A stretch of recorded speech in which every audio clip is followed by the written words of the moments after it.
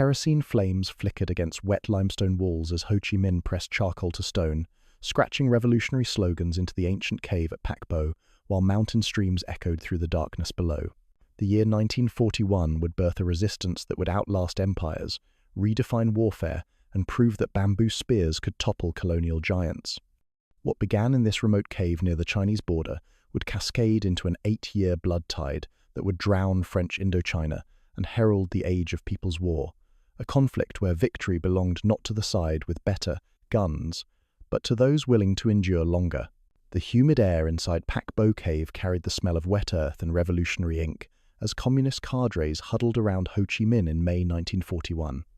Outside, Japanese occupation forces controlled the cities, while Vichy French administrators clung to their colonial fiction.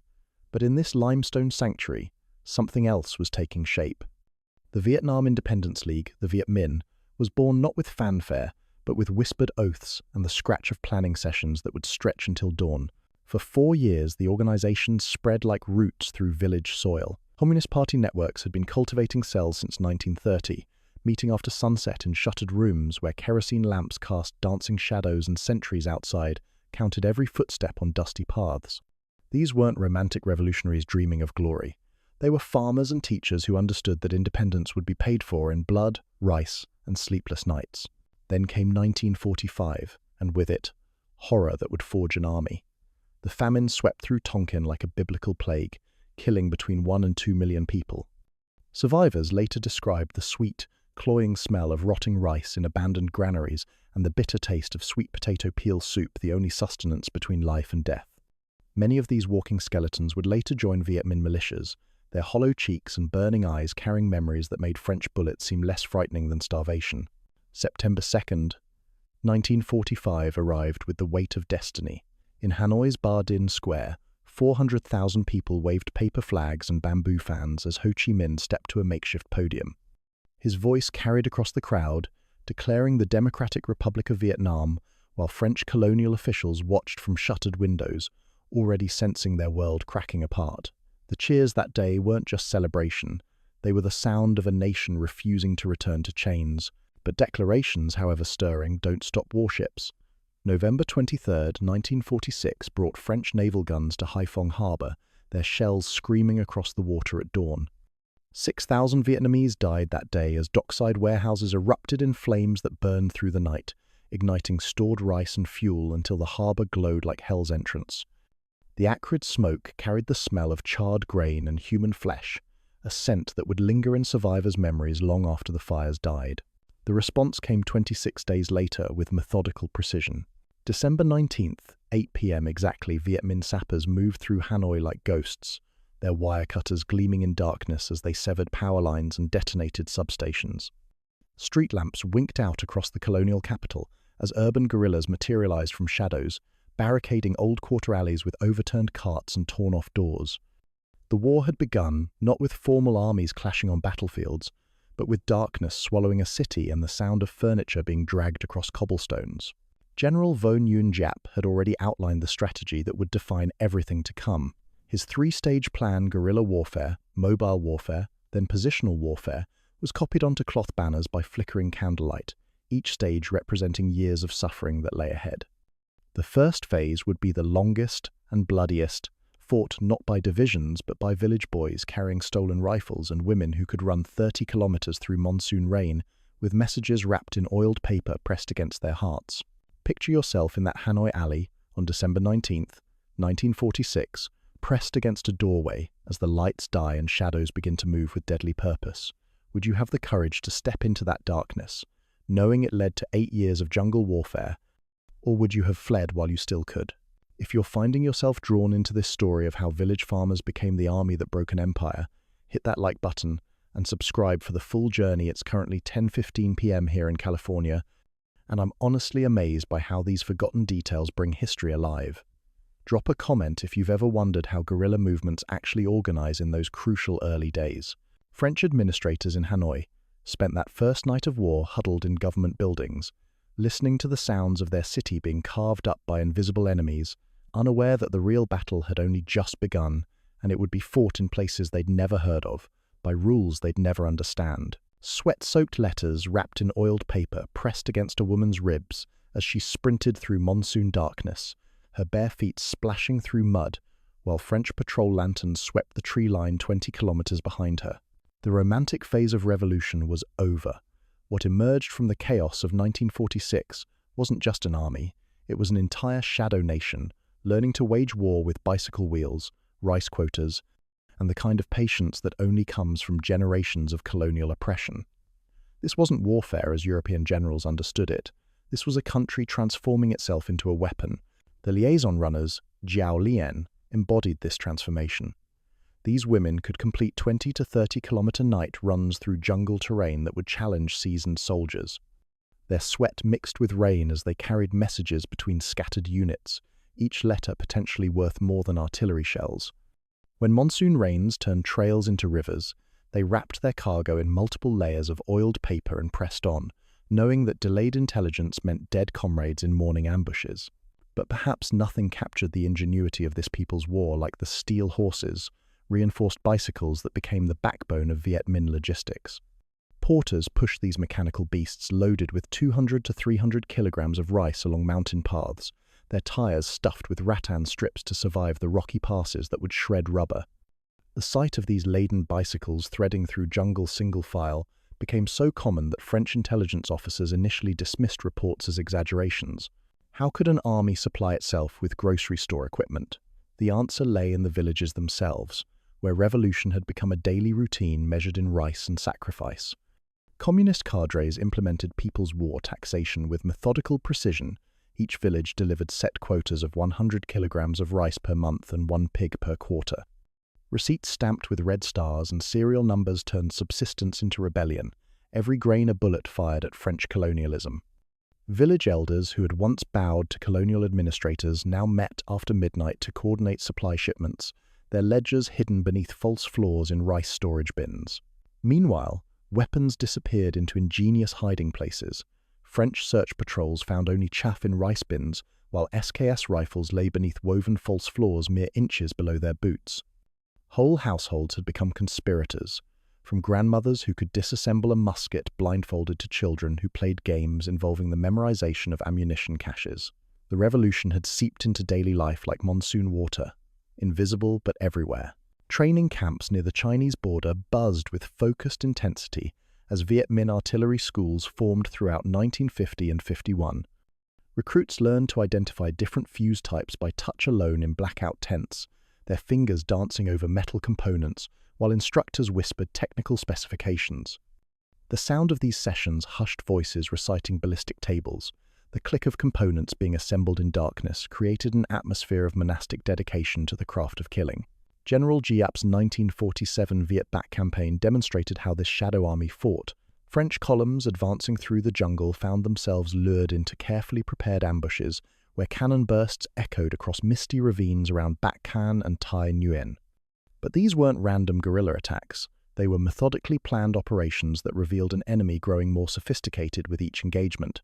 French survivors described hearing the sound of orders being coordinated through woodblock signals that tapped across ridgelines at 2 in the morning, a communication network that turned entire mountainsides into military command centers. The daily reality for Viet Minh fighters mixed hardship with revolutionary fervor in equal measure.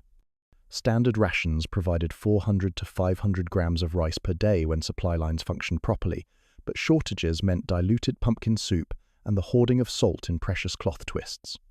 Yet political officers ran nightly self-criticism sessions where squads sat cross-legged on bamboo mats, confessing shortcomings and strengthening ideological bonds under the hypnotic buzz of kerosene lamps. These weren't merely military units, they were political communities forged in shared suffering. Combat innovation emerged from necessity and scavenged materials.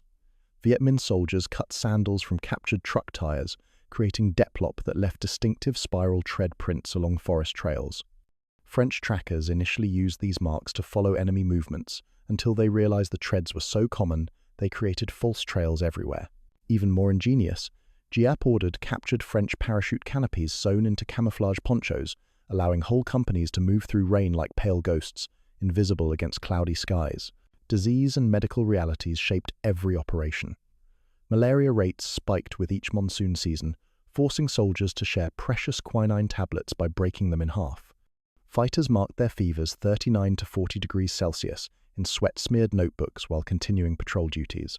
Field hospitals operated under thatch roofing where surgeons boiled scalpels in dented enamel pots, and the sweet smell of ether lingered under mosquito nets long after amputations ended.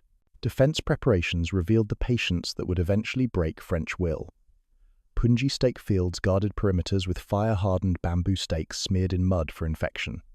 Sentries learned to count exactly 5 paces between stake rows in complete darkness, their mental maps more precise than French cartographers could achieve with daylight surveys. Imagine crouching in those midnight training sessions, trying to identify ammunition types by touch while rain drummed on canvas above. Could you maintain that level of focused discipline night after night, knowing that a single mistake might kill your entire squad? October 1949 brought everything into sharper focus, as Chinese communist victory opened new supply routes. But with Chinese aid came expectations that would reshape not just tactics, but the entire character of the war ahead. Crates marked in flowing Chinese script thudded onto muddy riverbanks, while porters pried them open with crowbars, revealing the cold steel that would transform peasant guerrillas into an army capable of destroying French garrisons. October 1949 changed everything. Mao's victory in China didn't just open new supply routes, it transformed the very DNA of Vietnamese resistance from desperate improvisation to methodical annihilation. What had been a war of bamboo spears and stolen rifles was about to become something far deadlier, as Soviet weapons flowed south like a steel river that would drown French Indochina. The first Chinese supply trains brought Mosin Nagant rifles, their wooden stock still smelling of cosmoline and factory oil. Alongside them came PPS-41 submachine guns with their distinctive drum magazines and the massive 12.7mm D-Shake machine guns that could tear apart French armoured cars. Viet Minh quartermasters opened each crate like religious artifacts, running calloused fingers along barrel steel that represented the difference between harassment raids and actual warfare.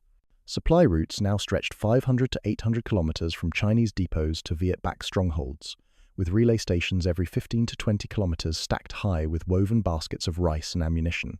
But distance meant death for those who carried the loads. Porters discovered that roasted green tea, mixed with salt, prevented leg cramps during 30-kilometer night marches, a folk remedy that became tactical doctrine as supply columns snaked through mountain passes where a stumble meant plunging into darkness. September through October 1950 brought the Border Campaign, where Chinese weapons met French steel in battles that would reshape the entire war. The Cao Bang Lang Son defensive line, France's supposedly impregnable northern barrier, collapsed like wet paper as Viet Minh forces wielded their new arsenal with devastating effectiveness. French Union casualties reached approximately 6,000, while Viet Minh forces captured 75mm guns, mortar rounds, and even pack mules that would carry ammunition for future sieges. The psychological impact cut deeper than casualty figures. French garrison commanders who had grown comfortable in their concrete bunkers suddenly found themselves facing an enemy armed with weapons equal to their own. Radio intercepts from retreating. French columns carried the panic of soldiers discovering that their technological superiority had evaporated like morning mist. Artillery schools near the Chinese border buzzed with methodical instruction as recruits memorized fuse timing by touch in blackout tents. The sound of metal components clicking together in darkness became the soundtrack of transformation, former rice farmers learning to calculate trajectories while rain drummed on canvas above their heads. These weren't just training exercises.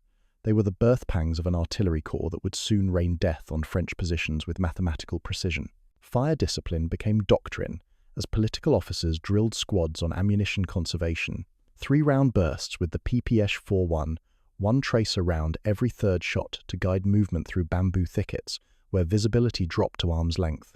Soldiers learned to count their ammunition like rosary beads, each round accounted for in small notebooks that reeked of gun oil and monsoon humidity. The Ho Chi Minh campaign of 1951 through 52 demonstrated this new tactical sophistication. River crossings occurred on bamboo rafts during moonless nights, with paddles wrapped in cloth to muffle the telltale slap against the Da River's surface. But these weren't desperate guerrilla raids, they were coordinated operations supported by mortars and machine guns that could suppress French defensive fire with professional accuracy. Viet Minh sappers evolved into specialists who crawled forward with wire cutters clenched between their teeth, their wrists wrapped in cloth to prevent barbed wire cuts from betraying their position. These men moved through defensive perimeters like deadly surgeons, knowing exactly where to cut to create gaps for assault teams. The sound they feared most wasn't French bullets, but the snap of a wire under tension, a musical note that meant discovery and death. 37mm M1000 939 anti-aircraft guns appeared on earthen revetments around key positions, their crews timing bursts at 600 to 800 meters as French transport planes droned overhead. Empty shell casings rang against wet logs like wind chimes after each engagement, creating a metallic symphony that became the sound of French aerial supremacy crumbling. Late 1952 brought the siege of Nha San, where French forces created a hedgehog defense that held against repeated Viet Minh assaults. But failure taught lessons more valuable than victory. After-action reports stressed the importance of trench cover and counter-battery timing, technical knowledge that would prove crucial when the real test came. French commanders celebrated holding Nha San without realizing they had just trained their enemies in siege warfare. Political education intensified alongside military training.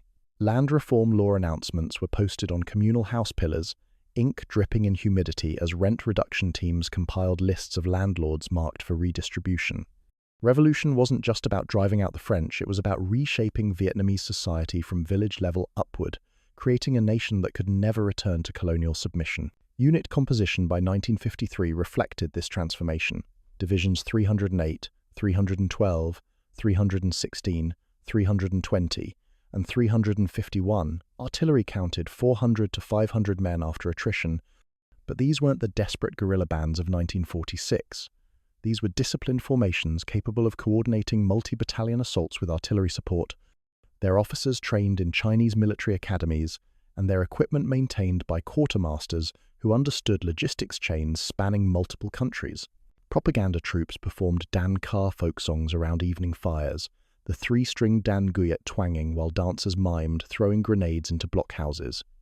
But between the entertainment and political education, these gatherings served another purpose. They bonded men facing death into units that wouldn't break under fire.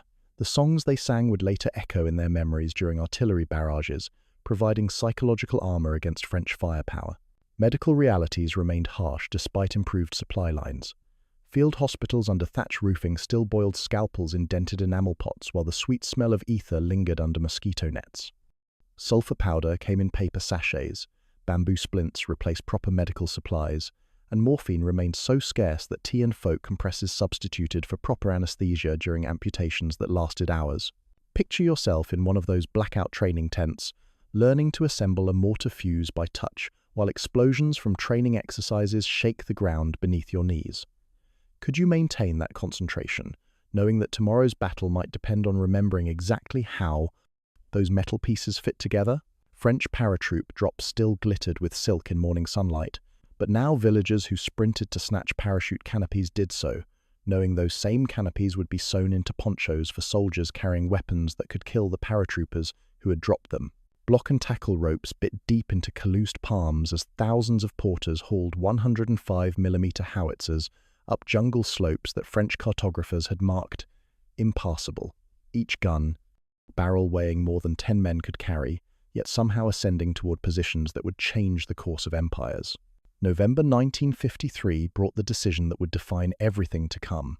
When French commanders chose Dien Bien Phu as their base of operations, they believed they were laying a trap for Viet Minh forces, a fortified valley where superior firepower could destroy enemy formations in open battle. What they didn't understand was that General Giap was already counting their strong points, 49 defensive positions mapped by forward scouts who moved through mountain terrain like hunting cats, invisible and patient. The logistics operation that followed dwarfed anything attempted in modern warfare. January through March 1954 witnessed an engineering miracle that would have impressed Roman legion builders. Artillery pieces that should have required roads and trucks instead traveled on human backs through jungle paths where elephants feared to tread. Crews disassembled guns completely, dragging individual barrels through hand-dug tunnels, then reassembling weapons in positions so well concealed that French aerial reconnaissance consistently misreported their locations. The sound of this preparation echoed through mountain valleys, the ring of shovels against stone, the creak of rope under tension, and the whispered curses of men whose hands had been wrapped in cloth until the cloth wore through, and blood provided the only lubrication against rough hemp. Supply routes stretched like arteries through terrain that consumed men and equipment with indifferent hunger, each relay depot marked by the sweet smell of rotting rice and the metallic tang of ammunition crates. Letters home took 2 to 4 weeks to reach villages, their paper stained with smoke and margins filled with pressed leaves and pencil sketches of hills that would soon become graveyards. Soldiers wrote by candlelight in script that trembled from exhaustion, describing landscapes their families would never see and battles they might not survive to remember. The censors who read these letters before dispatch noted recurring themes: longing for rice wine, worry about monsoon crops, and an almost mystical conviction that their suffering served purposes larger than individual survival. Medical reality shaped every aspect of the build-up. Malaria rates spiked with each monsoon, forcing medics to break precious quinine tablets in half and ration them like communion wafers. Soldiers marked fever temperatures in sweat-smeared notebooks while continuing duties that would have hospitalized healthy men. Taboos governed behavior. Even in these extreme conditions, fighters removed boots before stepping onto household altars when billeted in villages. Incense sticks burning down in 3 measured inches of ash, while mountain winds carried prayers and gun smoke in equal measure. Training mantras echoed through preparation camps. Dan la Gok, the people are the root. Recruits practiced greeting village elders with 2-handed teacups before learning marksmanship, political education preceding military instruction, in recognition that this war would be won in hearts before battlefields. Yet, technical training reached unprecedented sophistication, as crews learned to calculate daily shell requirements. 105mm rounds needed 200 to 300 shells per gun for preparatory barrages during set-piece assaults. The trenching operation began with methodical precision that would have impressed World War I veterans. Saps crept toward French strongpoints, Gabrielle, Beatrice, and Dominique, at 10 to 20 meters per night, rain turning spoil piles into sucking clay that grabbed boots and swallowed entire shovels. Engineers learned to move earth in weather that turned ground into liquid mud, their progress measured not in meters, but in handfuls of dirt that stayed where it was thrown. Code words passed through communication networks that spanned mountain ranges. Ban Mai, dawn-designated attack hour, whispered by runners whose breath steamed in cool highland air as they moved between positions like ghosts carrying death sentences. The coordination required for this operation demanded communication precision that French intelligence consistently underestimated, assuming that peasant armies couldn't maintain operational security over distances measured in hundreds of kilometers. French outposts reported hearing woodblocks tapping at 2 in the morning, Viet Minh signal networks relaying orders from ridge to ridge in a communication system that turned entire mountainsides into military command centers. These weren't random guerrilla harassment tactics. They represented a level of operational coordination that suggested an enemy approaching conventional military capability while maintaining guerrilla invisibility. Field kitchens steamed sticky rice in bamboo tubes, seasoned with pinches of salt and peanut scrapings while gunners ate standing, their hands blackened with powder residue that no amount of stream water could wash clean. The smell of cooking rice mixed with cordite became the signature scent of positions where men prepared for battles they might not survive, their final meals taken in darkness, while artillery pieces waited like sleeping dragons in carefully camouflaged emplacements. Village support reached extraordinary levels as entire communities shifted their daily routines to support the operation. Whole hamlets moved houses overnight stilt posts lifted by 40 pairs of hands so new fire lanes could open toward French blockhouses. These weren't coerced populations serving reluctant support. These were communities that had integrated military operations into social fabric so completely that distinction between civilian and military support disappeared entirely. The technology mix by late 1953 reflected the evolution from guerrilla band to conventional army. French MAS 36 rifles served alongside Soviet SKS weapons, ammunition pouches stitched from salvaged parachute webbing, creating a patchwork arsenal that somehow functioned with deadly efficiency. River transport utilized low-draft pirogues that could carry 1 to 2 tons of rice during night movements, their lanterns hooded and oars muffled with cloth that turned each stroke into whispered movement across water surfaces that reflected stars like scattered diamonds. Cultural memory was already forming around what soldiers sensed would be a defining battle. Propaganda troops had begun composing ballads about the siege before it started, verses that would later circulate with choruses repeating 56 days like drumbeats that measured the duration of national transformation. Veterans described jungle smells they would carry forever: guava sweetness, damp rot, cordite sharpness, and the slap of leeches on calves during 12-hour patrols through terrain that seemed designed to consume human life. Picture yourself hauling artillery components up mountain slopes in complete darkness, knowing that French spotting planes would strafe anything visible during daylight hours. Could you maintain the silence and discipline necessary when every instinct screamed to rest, to make noise, to acknowledge the impossible weight grinding your shoulders into powder? By March 1954, everything was in position 49. French strongpoints surrounded by an invisible network of trenches, artillery, and men who had transformed from rice farmers into the instrument of colonial empire's destruction. But the first shot had not yet been fired, and in that silence lay the weight of 8 years, building toward a climax that would reshape the entire world's understanding of what small nations could accomplish against great powers. At 5 p.m. exactly on March 13, 1954, the earth itself seemed to scream as hundreds of guns opened fire simultaneously, their muzzle flashes turning the valley into a flickering hell, where French strongpoint Beatrice disappeared beneath a curtain of high explosive that could be heard 50 kilometers away. This was the moment 8 years of preparation crystallized into pure destruction, when bicycle logistics and village sacrifice transformed into artillery barrages that would prove small nations could shatter great powers through sheer willpower made manifest in steel and fire. The 56 days that followed would redefine warfare itself, demonstrating that technology meant nothing against enemies willing to die for soil their grandfathers had never owned, but their grandchildren would inherit free. French radio networks crackled with panic transmissions as Beatrice strongpoint, supposedly impregnable, with its concrete bunkers and interlocking fields of fire, simply vanished under the weight of explosives. Within hours, positions that had taken months to construct became smoking craters, where scattered equipment told stories of men who had been there moments before the world ended.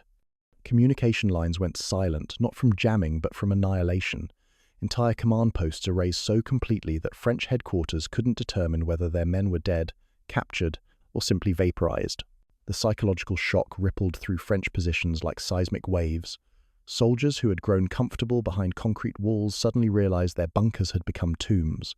The methodical precision of Viet Minh artillery revealed an enemy that had evolved far beyond guerrilla harassment into something approaching military perfection.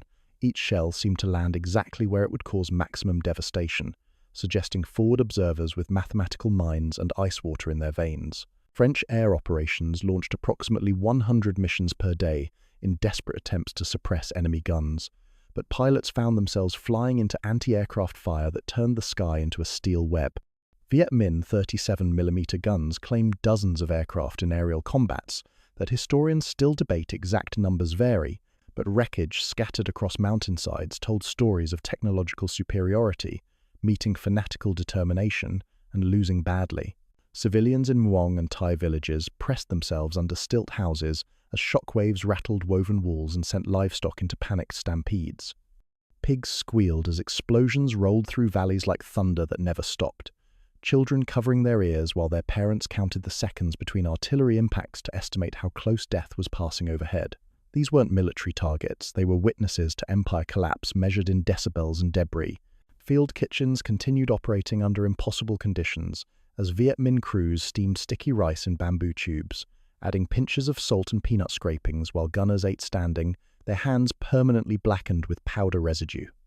The rhythm of cooking and killing created its own terrible music, the pop of bamboo steamers mixing with artillery concussions, mess tins ringing like bells when shrapnel struck them, and the constant background whisper of men loading shells who knew each round brought them closer to victory or death. April brought intensified rain that transformed the battlefield into a moonscape of mud and misery. Trench foot whitened among defenders who stood ankle-deep in red clay that sucked boots off feet and turned every movement into exhausting struggle.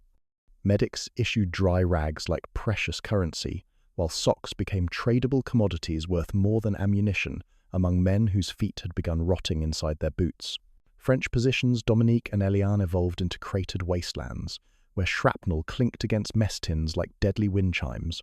Stretcher teams worked ankle-deep in mud that mixed French and Vietnamese blood into a slurry that stained everything the color of rust and death.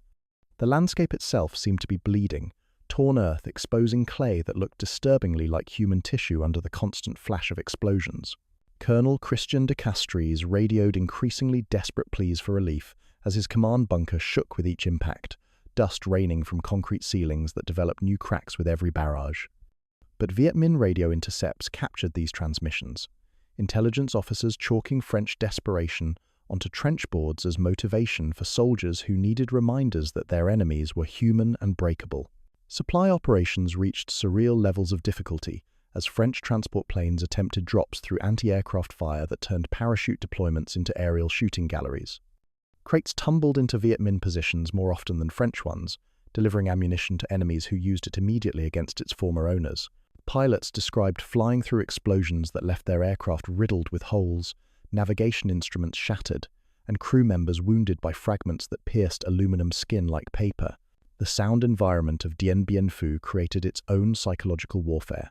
Constant artillery created a bass note that vibrated in human chests, while rifle fire provided percussion, and the screams of wounded men added melody to compositions that drove listeners insane.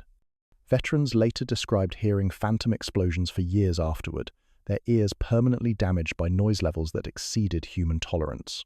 Medical facilities operated beyond all reasonable limits, as surgeons worked by lantern light in bunkers that shook with each impact. Ether smell, mixed with cordite and gangrene, created an olfactory nightmare that medical personnel never forgot. Amputations proceeded without proper anesthesia, while artillery barrages provided percussion, operations continuing even when shrapnel pierced surgical tents and wounded the surgeons themselves. Water became more precious than ammunition, as French positions found their wells contaminated by corpses and their supply drops falling into enemy hands. Men licked moisture from canvas tent walls and collected rainwater in helmets that also served as wash basins and chamber pots, hygiene becoming impossible when survival consumed every moment of consciousness. Viet Minh trenches crept closer each night, saps advancing like deadly roots through soil that had been turned into a killing field. Engineers worked by touch in complete darkness, moving earth handful by handful, while French illumination rounds turned night into stuttering daylight that revealed nothing but empty landscape where enemies materialized from Earth itself. Picture yourself crouched in one of those bunkers, while the ceiling rains concrete dust and each explosion feels like the world ending. Could you maintain sanity when every breath might be your last, and every sound could signal incoming? Death, May 7th, approached with the inevitability of sunrise. French resistance crumbling like wet paper as Viet Minh forces prepared for final assaults that would capture not just a valley, but the attention of every colonial power, watching from distant capitals and wondering if their own empires might be more fragile than they had imagined. Red star flags rose through smoke and rain at 5:30 p.m. on May 7, 1954, as the last French bunker fell and Colonel Christian de Castries emerged with his hands raised, the sound of Viet Minh bands playing short victory tunes on salvaged harmonicas echoing across shell-pocked trenches where empires came to die. This wasn't just the fall of a fortress, it was the moment when the impossible became inevitable, when 8 years of village sacrifice and bicycle logistics culminated in a victory so complete that colonial powers across 3 continents began calculating the true cost of empire. The silence that followed the final French surrender carried more weight than all the artillery barrages preceding it, a quiet that announced to the world that small nations armed with conviction could defeat great powers armed with technology. The central bunker's collapse came with mathematical precision, after 56 days of siege warfare that had transformed both armies into something beyond human endurance. French defenders who stumbled from underground positions looked like cave creatures blinking in unfamiliar daylight, their faces hollow with exhaustion and stained with cordite that had become part of their skin.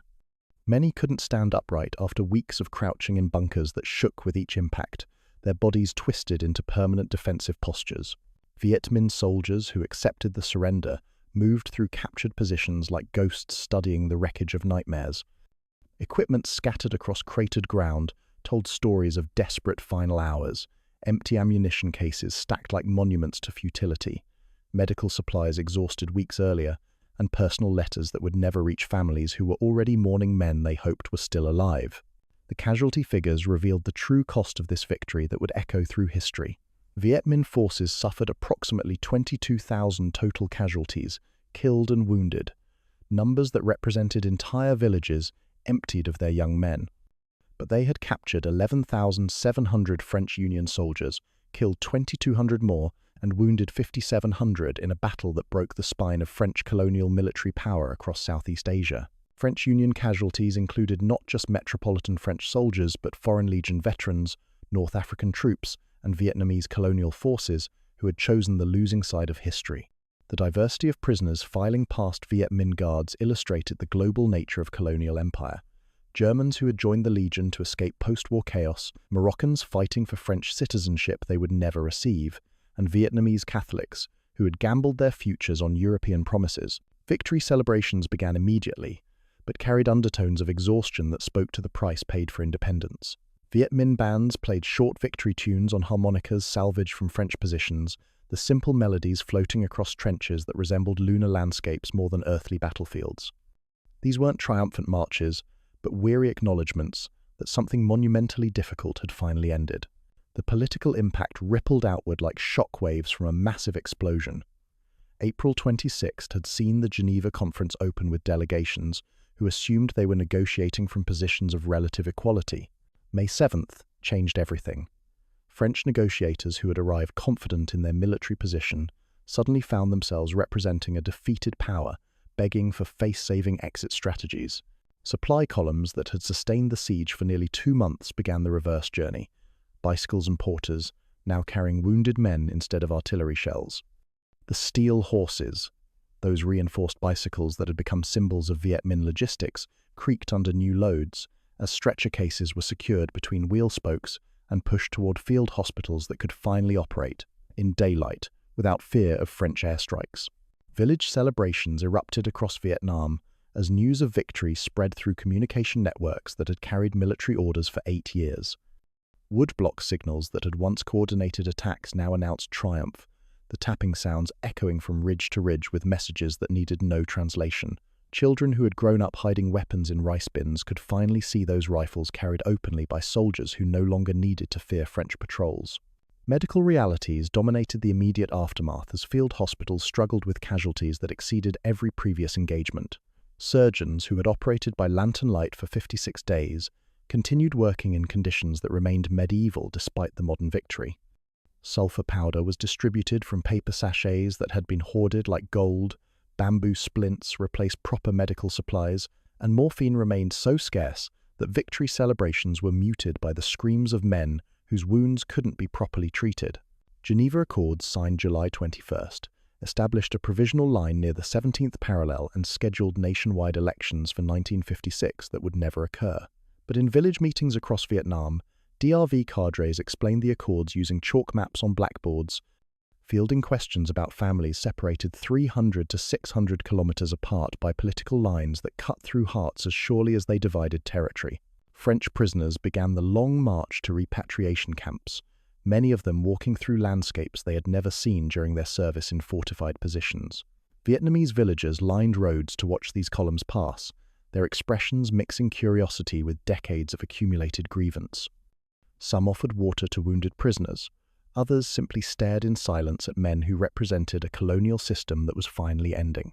Weapons captured at Dien Bien Phu filled warehouses that had been empty for years, French artillery pieces and small arms joining the eclectic arsenal that had grown from captured equipment and Chinese aid.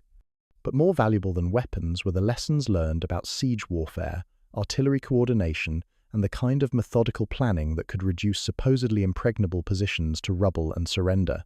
Technology mix in the aftermath reflected 8 years of evolution, from guerrilla band to conventional army.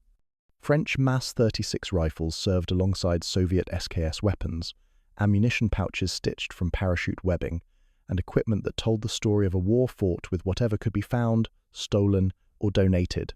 Veterans examining captured French equipment noted its superiority in individual quality but inferiority in quantity, another lesson about the relationship between industrial capacity and political will.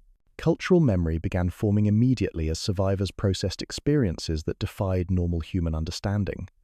Peasant diaries noted recurring themes: the smell of damp straw and cordite after battles, chickens wandering through shattered bamboo fences, images that would appear in literature for decades as Vietnamese writers struggled to capture the psychological landscape of victory paid for in blood and trauma. River transport resumed normal patterns as pirogues carried rice instead of ammunition, their lanterns no longer hooded against French patrol planes. Oars creaked like floorboards as boats moved through waterways where the sound no longer meant death approaching in darkness. But many boatmen found themselves listening for aircraft engines that would never come, their nervous systems permanently calibrated to threats that no longer existed. Picture yourself standing in those captured trenches on May 7th, surrounded by the wreckage of the most significant military victory in anti-colonial history. Could you comprehend that your village's sacrifice had just changed the global balance of power? Or would the magnitude of what had been accomplished only sink in years later when history books tried to explain what you had lived through? The silence that followed French surrender carried weight that would reshape not just Vietnam, but inspire independence movements across 3 continents as colonial subjects everywhere began calculating whether their own empires might be more fragile than anyone had imagined. Ration cards stamped with red stars crinkled in calloused fingers as veterans lined up outside village distribution centers, their faces bearing the kind of premature aging that comes from 8 years of measuring life in artillery barrages and rice grains. While officials behind wooden tables tried to transform guerrilla fighters back into farmers with bureaucratic precision, victory carried its own burdens that no amount of celebration could lift. The Democratic Republic of Vietnam had won independence, but now faced the impossible task of converting a nation organized for total war into something resembling normal society. Men who had learned to sleep through mortar attacks struggled with the silence of peacetime nights, while women who had carried messages through enemy lines found themselves expected to return to roles that seemed impossibly small after 8 years of holding the revolution together. Political education sessions continued in village meeting halls where veterans gathered under kerosene lamps to discuss agrarian justice and the practical meaning of independence. But these weren't the same whispered gatherings that had sustained resistance during French occupation. These were citizens of a recognized nation trying to understand what they had won and what it would cost to keep it. Land reform laws were explained with chalk maps on blackboards, officials fielding questions about property redistribution that would reshape village hierarchies as fundamentally as military victory had reshaped international borders. Veterans received 2 meters of cloth per quarter along with their ration cards, modest compensation for men whose bodies bore permanent reminders of service. Those who had pushed steel horses loaded with 300 kilograms of rice through mountain passes now stood in distribution lines, learning to navigate bureaucracy with the same patience they had once applied to siege warfare. The irony wasn't lost on men who had conquered French fortresses, but found themselves defeated by paperwork. Cultural memory crystallized around ballads that circulated through villages by 1955, choruses repeating 56 days like drumbeats that measured national transformation. But these weren't triumphant war songs, they were elegies for friends who would never hear them, musical monuments to sacrifice that couldn't be adequately measured in territorial gains or political recognition. Veterans gathered around evening fires recognized their experiences in verses that captured details. No history book would record the taste of salt tea during night marches, the sound of bicycle wheels on rocky paths, the smell of cordite mixing with morning mist. Letters home resumed normal patterns as postal systems rebuilt connections severed by 8 years of warfare. But the paper no longer smelled of smoke and gunpowder, and margins were filled with sketches of rice paddies instead of fortified hills. Veterans writing to families they hadn't seen since 1946 struggled with vocabulary that could bridge the gap between war and peace, searching for words that could explain what they had experienced without traumatizing recipients who had their own survival stories. Medical realities persisted, long after artillery fell silent. Field hospitals had evolved into permanent medical centers, where surgeons still boiled scalpels in enamel pots, and the sweet smell of ether lingered under mosquito nets. But now they treated diseases of peace malnutrition that couldn't be cured by victory, infected wounds that had festered for months, and psychological injuries that had no visible symptoms but left men staring into rice fields, as if expecting enemy movement. Technology integration presented unexpected challenges, as captured French equipment mixed with Soviet weapons and improvised solutions that had sustained 8 years of warfare. MAS-36 rifles served alongside SKS weapons in arsenals that told the story of a conflict fought with whatever could be found, stolen, or donated. Ammunition pouches, stitched from parachute webbing, became peacetime symbols of resourcefulness that had transformed material disadvantage into strategic victory. Supply networks that had carried ammunition now transported reconstruction materials as engineers who had built artillery positions turned their skills toward infrastructure projects. The same organizational principles that had moved howitzers up mountainsides now moved concrete and steel toward hospitals and schools, though many workers found themselves unconsciously calculating defensive positions while building peacetime structures. Training camps near the Chinese border transitioned from artillery schools to technical education centers, where former gunners learned to operate machinery more complex than the weapons they had mastered. But muscle memory from 8 years of combat created unexpected difficulties. Men who could disassemble mortars, blindfolded, struggled with industrial equipment that required gentleness instead of the controlled violence that had defined their military service. River transport resumed commercial patterns, as pirogues carried trade goods instead of military supplies, but boatmen still hooded their lanterns from habit and muffled their oars with cloth that was no longer necessary. The psychological patterns of clandestine warfare persisted long after French patrol planes had departed, creating a generation of citizens who would always move through their own country as if enemy forces might be watching. Village support networks that had sustained resistance evolved into mutual aid societies, where former fighters helped each other navigate the transition from military to civilian life. Men who had shared ammunition during sieges now shared information about job opportunities and agricultural techniques, their bonds forged in combat proving more durable than the political structures they had fought to create. The silence that had followed French surrender at Dien Bien Phu gave way to different sounds: children playing in rice paddies without fear of aircraft, roosters crowing at dawn without competition from artillery, and the normal conversation of people who could speak without measuring the security implications of every word. But veterans found this peacetime soundtrack oddly disturbing after 8 years of life-or-death intensity. Post-war estimates revealed the true scope of what had been accomplished and what it had cost. French Union forces had suffered approximately 75,000 dead and 65,000 wounded between 1946 and 1954. Viet Minh casualties were higher, often cited at over 200,000 deaths, but historians continue debating figures that represent entire generations sacrificed to the idea that small nations could choose their own destinies. Brown and green Zeltbahn triangles were repurposed as shelter halves in refugee camps, where families separated by political boundaries waited for reunification that might never come. Rain drummed on oiled canvas that had once protected soldiers, now sheltering civilians whose lives had been disrupted by victory as much as by warfare. Former fighters described persistent sensory memories that defined their post-war experience. The jungle smells of guava and damp rot mixing with cordite, the slap of leeches on calves during patrol, and phantom sounds of wood blocks tapping messages across ridgelines that no longer carried military significance. These weren't just memories, they were permanent alterations to nervous systems calibrated for survival in conditions that no longer existed. Political officers who had run nightly self-criticism sessions found themselves managing agricultural cooperatives where former squad members sat cross-legged on the same bamboo mats but now discussed crop yields instead of tactical shortcomings.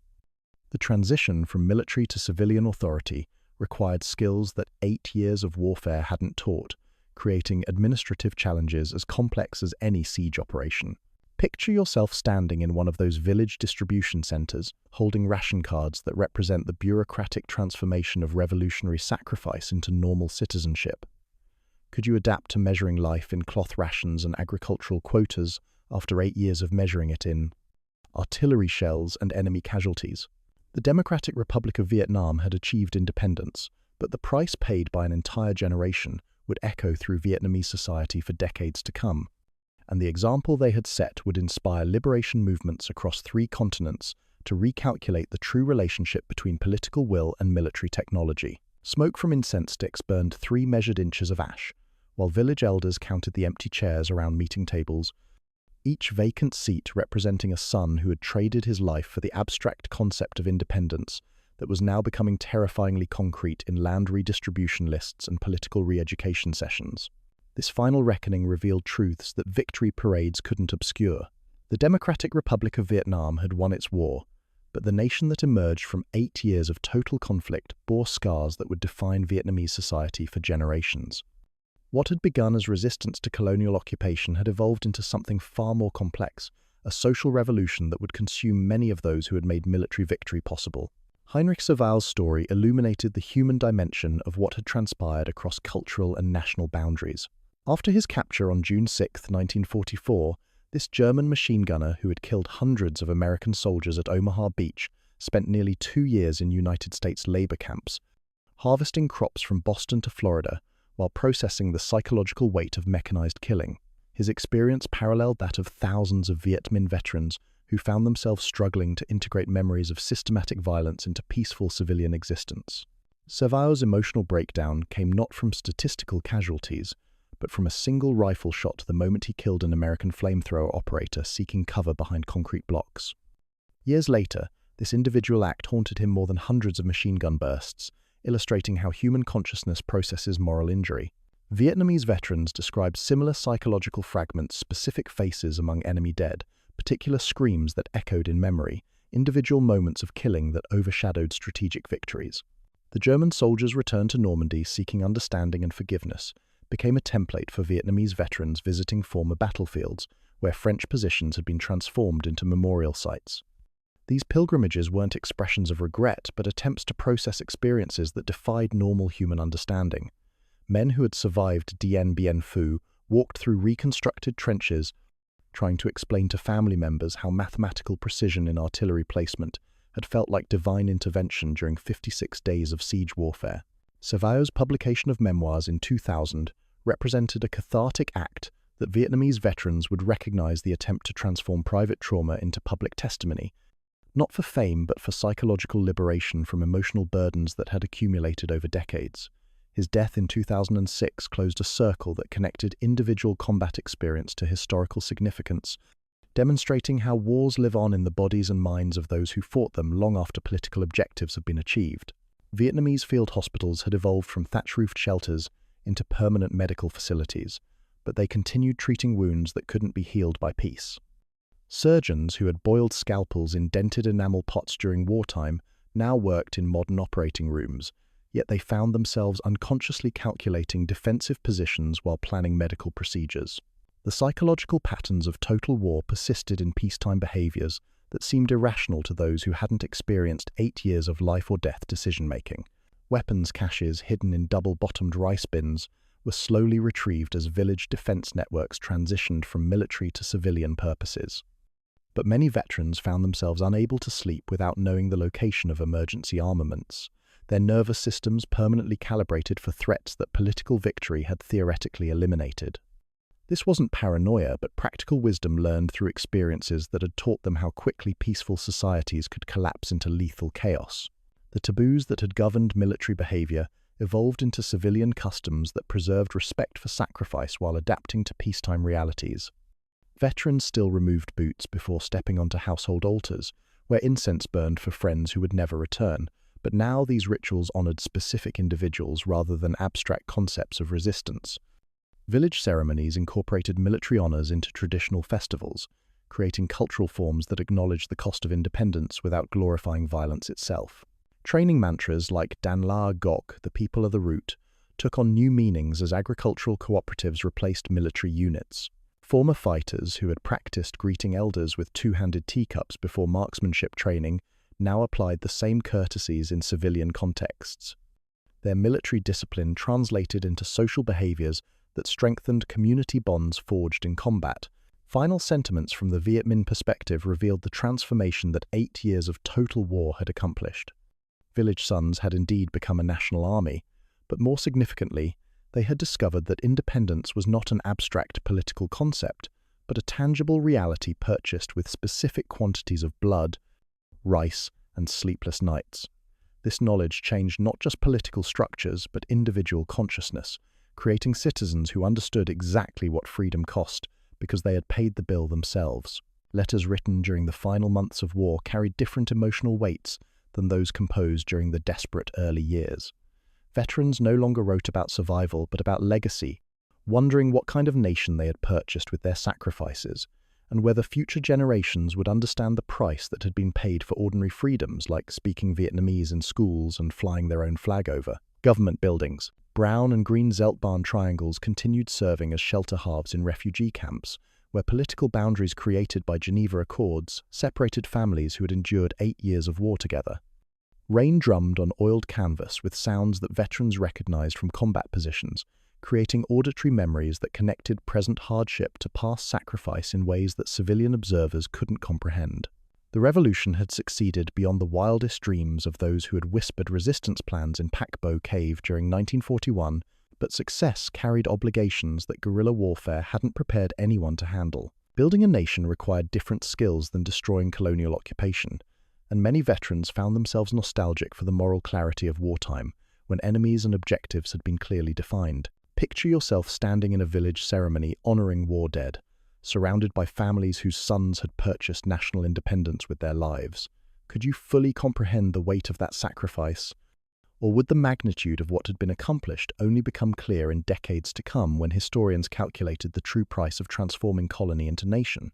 The First Indochina War had ended, but its consequences would echo through Vietnamese society for generations, as the children and grandchildren of veterans inherited both the freedoms and the traumas that 8 years of total war had created, demonstrating once again that political victory and human healing operate on completely different timescales.